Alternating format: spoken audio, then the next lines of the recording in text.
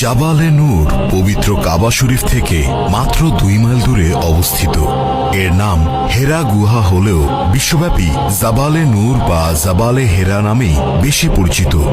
জাবালে নূর অর্থ হল নূর বা আলোর পাহাড়, কেননা এ পাহাড়েই আল্লাহর পক্ষ থেকে হযরত মুহাম্মদ সাল্লাল্লাহু আলাইহি ওয়াসাল্লামের উপর সর্বপ্রথম বরকতময় আলোকিত কুরআন মজিদ নাজিল হয়েছিল, যা শুধু মুসলিম উম্মাহ নয় বরং বিশ্ব মানবতার জন্য নূর বা আলো। সে কারণেই এ পাহাড় বিশ্বব্যাপী জাবালে নূর নামেই পরিচিত।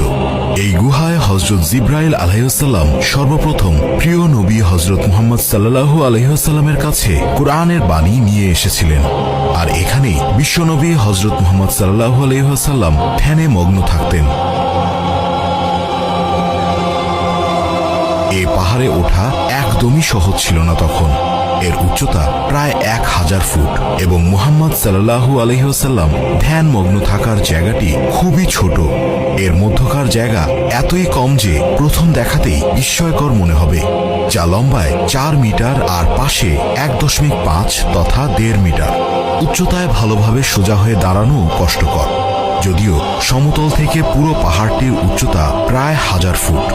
এ পাহাড়ের প্রায় চূড়া সংলগ্ন হেরা গুহায় 610 খ্রিস্টাব্দে আল্লাহ তাআলা পবিত্র কোরআনুল কারীম নাজিল করেন। যদিও এর আগে প্রিয় নবী হযরত মুহাম্মদ সাল্লাল্লাহু আলাইহি ওয়াসাল্লাম অনেক সত্য স্বপ্ন দেখতেন, যা ওহীর সমতুল্য। রাসূলুল্লাহ সাল্লাল্লাহু আলাইহি ওয়াসাল্লাম হেরা গুহায় ধ্যানমগ্ন থাকা অবস্থায় সর্বপ্রথম হযরত জিবরাইল আলাইহিস সালাম কোরআনের ওহী নিয়ে হাজির হয়েছিলেন।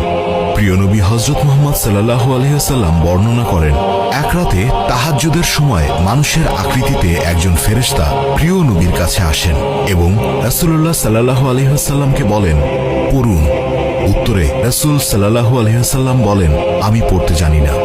তারপরও ফেরেশতা তাকে আরো 2 বার পড়ার অনুরোধ করেন। সে 2 বারও প্রিয় নবী জানালেন, আমি পড়তে জানি না। শেষ পর্যন্ত ফেরেশতা হযরত জিবরাইল আলাইহিস সালাম কোরআনের 96 নম্বর সূরা আল আলাকের প্রথম 5 আয়াত পাঠ করেন।